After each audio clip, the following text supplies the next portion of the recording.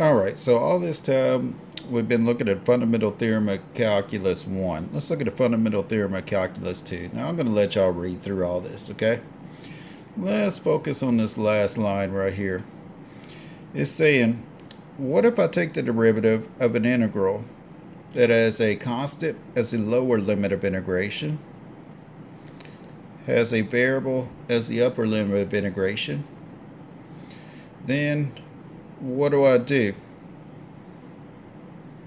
All I do if I'm taking a derivative of that integral is I evaluate this integrand at that upper limit of integration x. What they're trying to do here is show you that integrating and taking a derivative are inverse operations. All right, let's get to this problem here. Find the derivative of this integral. Let's do part B first, actually, by performing the integration and then differentiating. All right, so what do I want? I want the derivative with respect to x of the integral of 1 to x t squared dt like this. All right, so this is, I want to take that by performing integration then differentiation. So I'm going to keep d over dx to the outside for now, and let me do the integration. Well, what's the integral of t squared? T cubed over 3. I need to run it from 1 to x like this. So I'm going to end up differentiating after I finish this integration.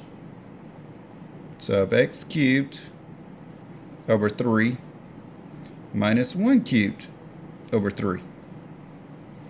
Or I could say that's the derivative with respect to x. That's the derivative with respect to x of 1/3 x cubed minus 1/3. Now what happens when I differentiate this? Well, I'll get 3 times 1/3 is 1.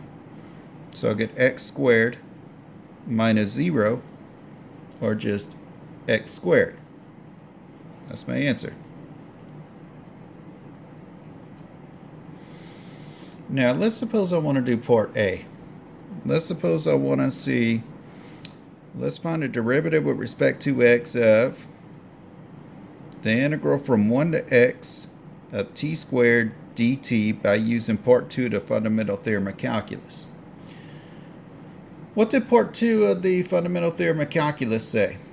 If my lower limit of integration is a constant, which it is, upper limit's a variable, and I'm integrating and taking a derivative, what do? I just take this integrand right here and evaluate it at that upper limit of integration. So wouldn't that just be x squared? As you can see, gives you the same thing that we got in part B.